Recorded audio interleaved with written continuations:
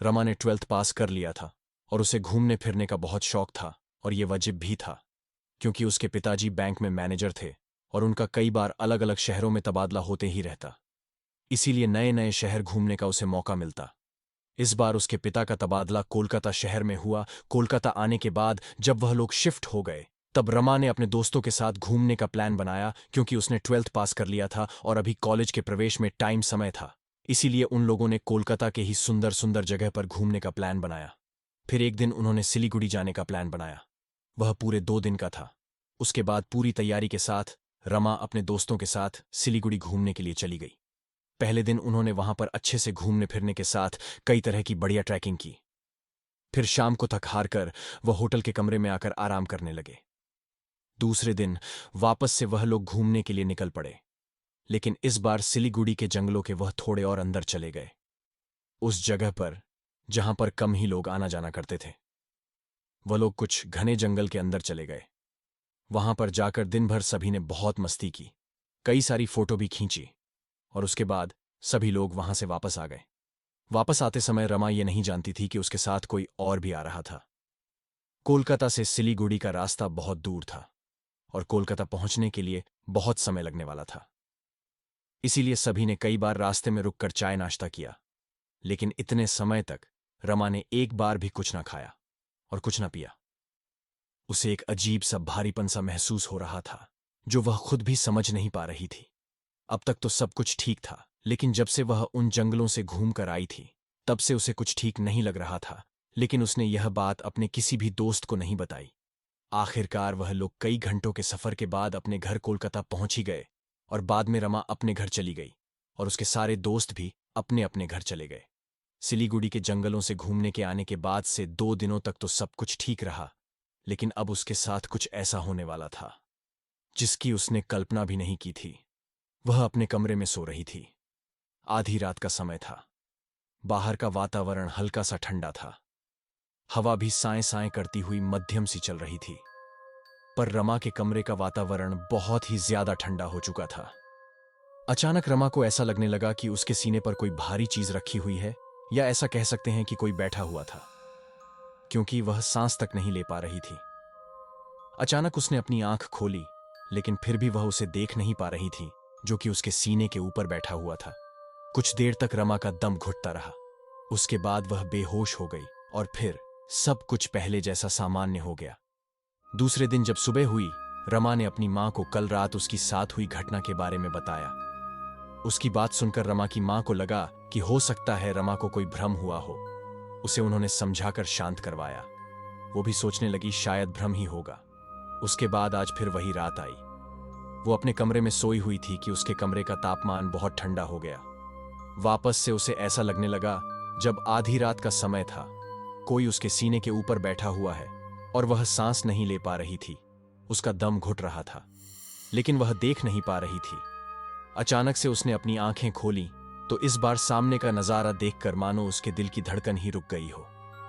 सामने एक काली परछाई साए की तरह नजर आ रही थी, जिसका नाक, मुंह, कान कुछ भी नहीं था। सिर्फ और सिर्फ लाल बल्ब सी चमकती आंखें ही नजर आ रही थी। वही काली सी परछाई रमा के छाती के ऊपर बैठी हुई थी और वह उसका गला दबा रही थी, जिस वजह से रमा का दम घुट रहा था। लेकिन उस वक्त रमा ना हिल पा रही थी, ना ही चीख पा रही थी। इस बार कमरे में अजीब तरह की मोटी सी गुर्राहट भरी आवाजें ऐसी सुनाई दे रही थीं, मानो कई लोग मिलकर जोर जोर से दबी आवाज में रो रहे हो। वो बहुत ही भयानक आवाजें थी। रमा समझ नहीं पा रही थी। वो परछाई और कमरे में वो भयंकर रुदन का आवाज सुनकर रमा पसीने से तरबतर हो गई। पर फिर भी वो ना हिल पा रही थी, ना कुछ बोल ही पा रही थी। जैसे किसी ने उसके शरीर को पूरी तरह जकड़ के रखा हो, ऐसा लग रहा था।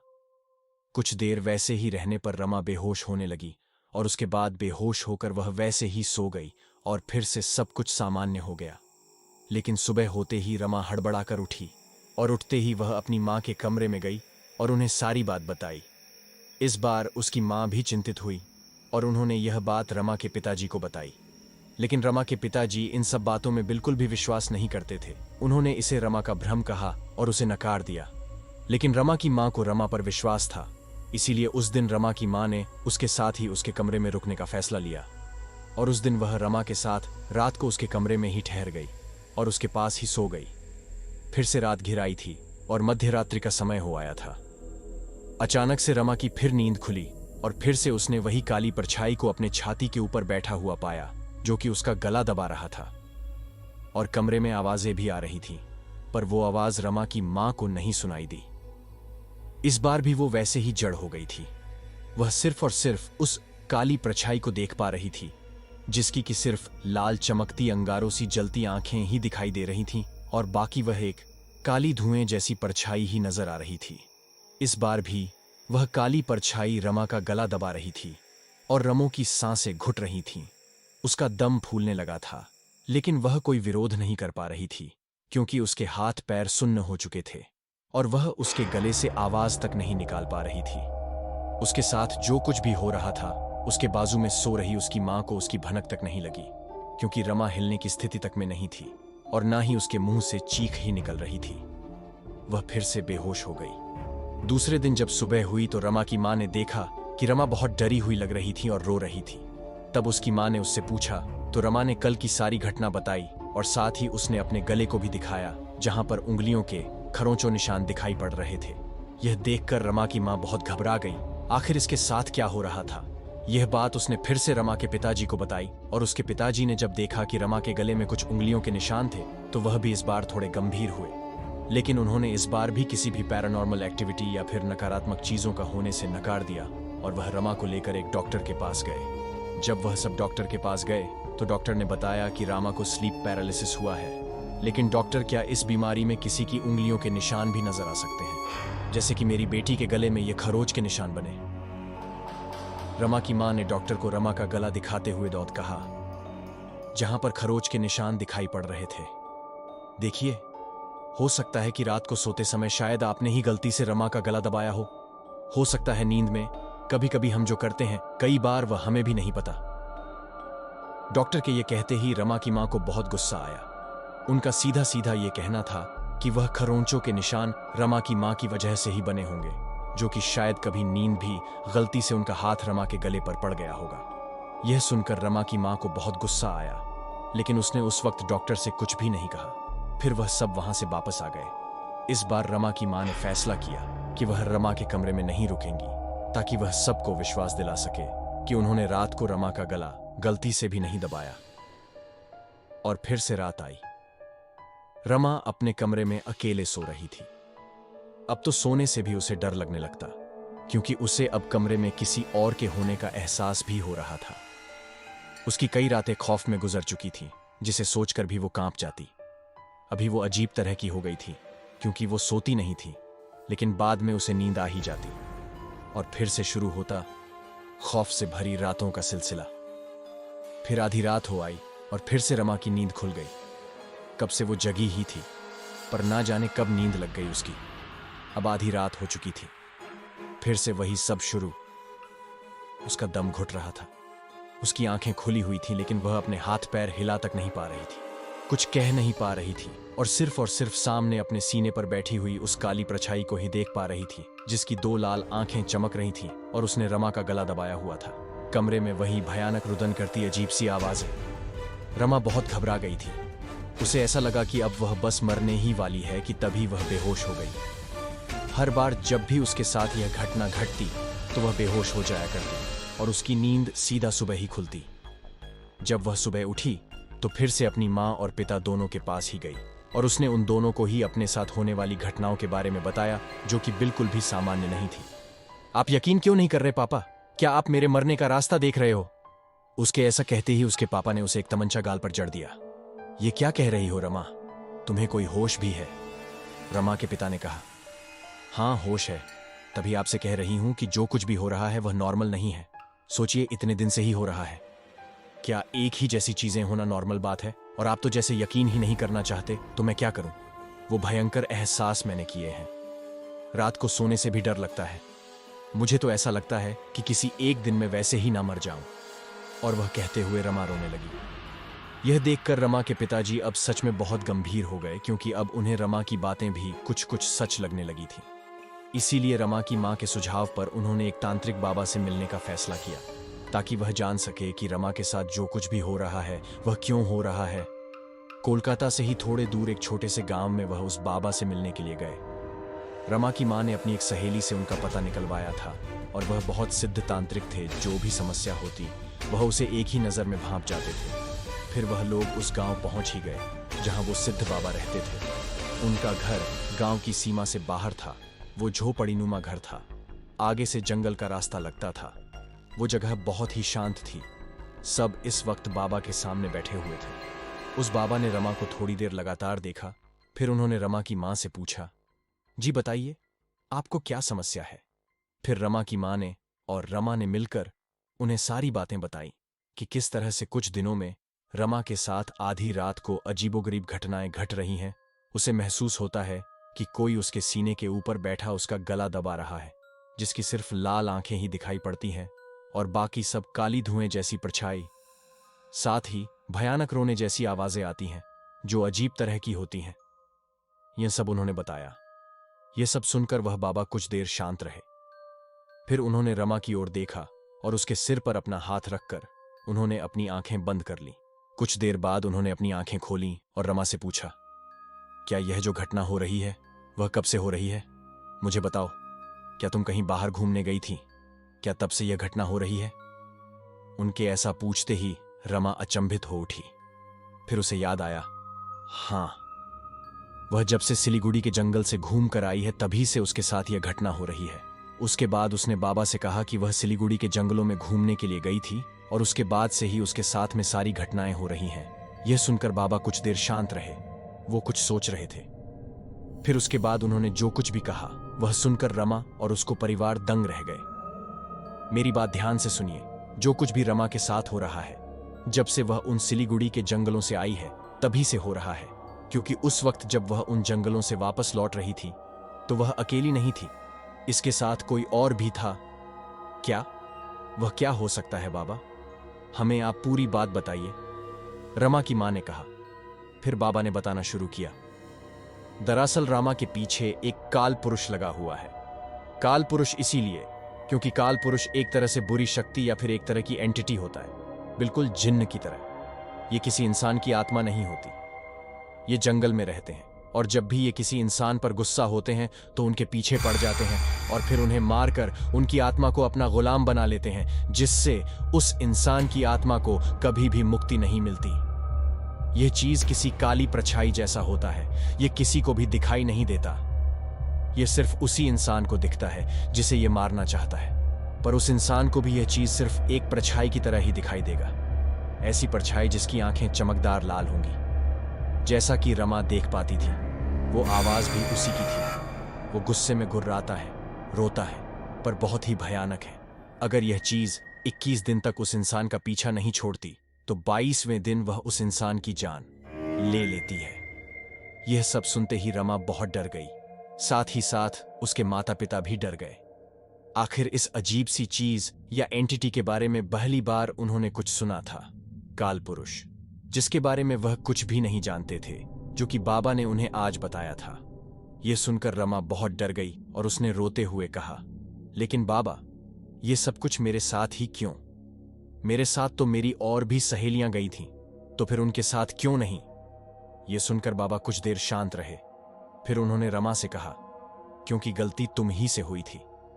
तुम याद करके बताओ, तुमने ऐसा कुछ किया था, कुछ अलग जो तुम्हें याद रहा हो। कुछ तो हुआ होगा उस जंगल में, जिससे कि वह जंगल की एंटिटी, वो काल पुरुष, तुम्हारे पीछे पड़ा हुआ है। यह सुनते ही रमा कुछ देर सोचने लगी और फिर जैसे उसे कुछ याद आया हो, उसने बताया कि जब वह लोग सिलीगुड़ी के जंगलों के अंदर जा रहे थे तो कई लोगों ने उन्हें मना भी किया कि जंगल के ज्यादा अंदर जाना ठीक नहीं, लेकिन उन्होंने किसी की बात नहीं सुनी और वह लोग जंगल के काफी अंदर तक चले गए थे, जहां पर कोई भी नहीं था। जब वह लोग वहां पर घूम रहे थे, मस्ती कर रहे थे, तो घूमते घूमते वह लोग एक नदी किनारे पहुंचे। वो अपनी सहेलियों के साथ फोटो ले रही थी कि तभी अचानक से उसे लगा उसके पैरों के नीचे कुछ आया हो। जब उसने नीचे देखा तो उसे एक काली सी एक चीज दिखाई दी, जो कि पूरी तरह से गोल थी और चमक रही थी, लेकिन वह कोई पत्थर नहीं था, क्योंकि वह कोई चिपचिपी सी एक चीज थी, जिसे देखकर वो समझ नहीं पाई कि वह क्या है। वो उसके पैरों के नीचे आने से उसे चिपचिपा सा लगने लगा। उसे घिन आ गई और फिर उसने अपने पैरों से ही धकेल कर उसे नदी की तरफ फेंक दिया। बाद में उसका ध्यान वहां से हट गया था। ये सारी बातें सुनकर बाबा ने रमा से कहा, जी चीज उसने अपने पैरों से फेंकी थी, दरअसल वही काल पुरुष की एक तरह की ऊर्जा थी, क्योंकि उनका कोई रंग नहीं होता, कोई रूप नहीं होता। वह केवल एक ऊर्जा के रूप में किसी भी तरह से निवास करते हैं। और वह जो चिपचिपी चीज तुमने देखी थी, वह वही थी जिसे तुमने नुकसान पहुंचाया और गुस्सा होकर वह तुम्हारे पीछे पड़ गया। उन्हें अपनी दुनिया में किसी बाहर की दुनिया के लोगों का दखल देना पसंद नहीं, और तुम लोगों ने वही किया। अब सब कुछ साफ हो चुका था कि रमा के पीछे सिलीगुड़ी के जंगलों से एक तरह की एंटिटी मतलब काल पुरुष पीछे पड़ा हुआ था, जो कि रमा की जान लेना चाहता था। साथ ही बाबा ने यह भी कहा, रमा के साथ यह घटना को पूरे 8 दिन बीत चुके हैं, जबकि 21 दिन पूरे होने के बाद 22वें दिन वह रमा को मार डालेगा और उसकी आत्मा को अपने साथ ले जाएगा। अभी 8 ही दिन हुए हैं और अभी 13 दिन और शेष है। आज से 2 दिन बाद अमावस की रात पड़ने वाली है। उसके बाद रमा के साथ होने वाली घटनाएं और भी भयानक होते जाएंगी। तो बाबा, क्या इस चीज से छुटकारा पाया जा सकता है? क्या कोई उपाय है? रामा की मां ने कहा। बाबा ने कुछ सोचते हुए कहा, हां, इसका उपाय है, क्योंकि आप लोग समय से पहले ही आ गए।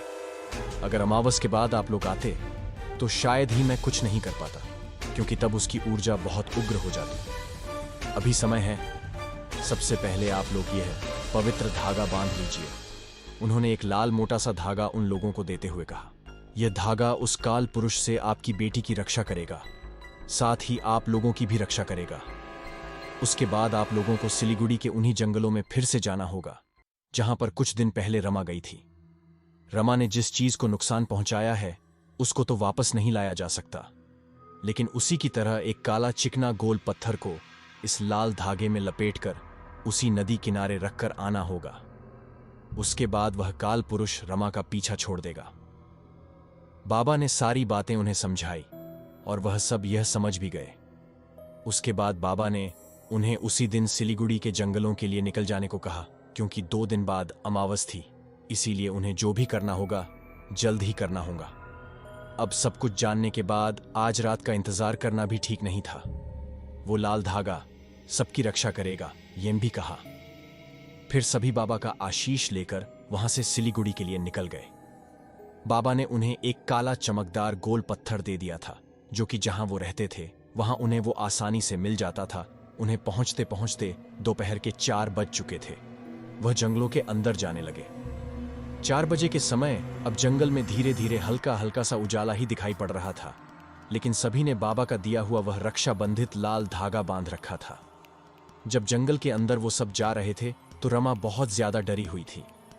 जंगलों के अंदर बहुत अजीब अजीब तरह की आवाजें आ रही थीं, क्योंकि उतने कम ही लोग जाते या अंदर कोई जाता ही नहीं था।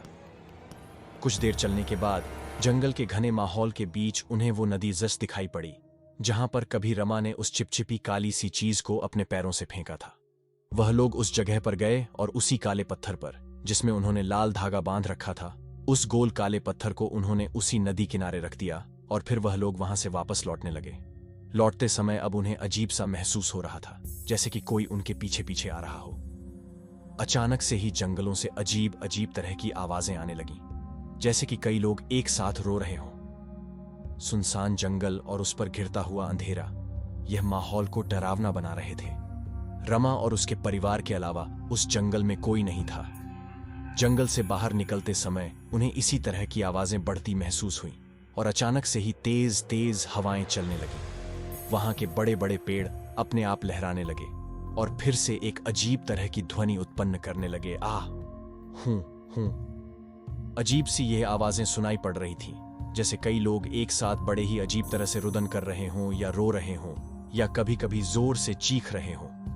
वह क्या था उसे समझ पाना मुश्किल था, लेकिन उस वक्त वातावरण में वह ध्वनि कलेजे को कंपा देने वाली थी। रमा और उसके परिवार ने एक दूसरे का हाथ पकड़ लिया और वह लोग आगे आगे बढ़ने लगे, क्योंकि जंगल खत्म होने को अब कुछ ही देर बचा था और अब अंधेरा हो चुका था। उन लोगों ने अपने साथ टॉर्च भी लेकर आए थे। इसकी जरूरत पड़नी ही वाली थी, क्योंकि वह जानते थे उन्हें पहुंचने पर वहां शाम हो जाने वाली थी।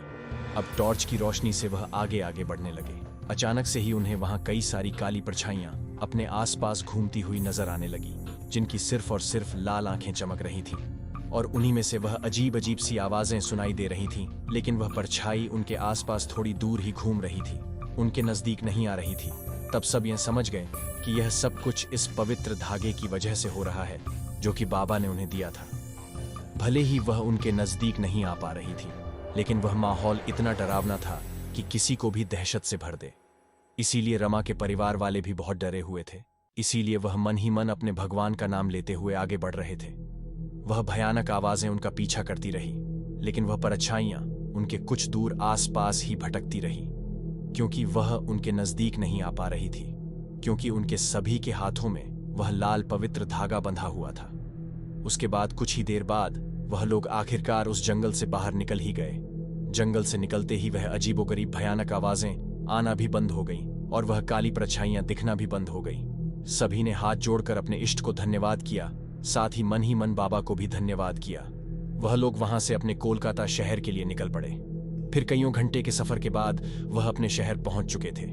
उस दिन रमा ने अपने आसपास ऐसा कुछ भी भारीपन सा या मनहूसियत सा महसूस नहीं किया।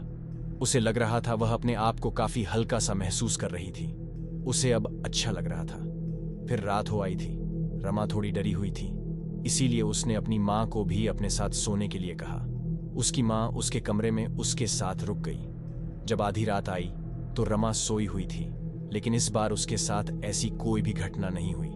ना ही कोई काली परछाई उसके सीने पर बैठी उसका गला दबा रही थी, और ना ही उसकी नींद ही इस बार रात को खुली। उस एंटिटी मतलब काल पुरुष ने रमा का पीछा छोड़ दिया था। तो दोस्तों, आज की वीडियो में बस इतना ही। वीडियो पसंद आया तो मेरे चैनल को सब्सक्राइब करें। धन्यवाद।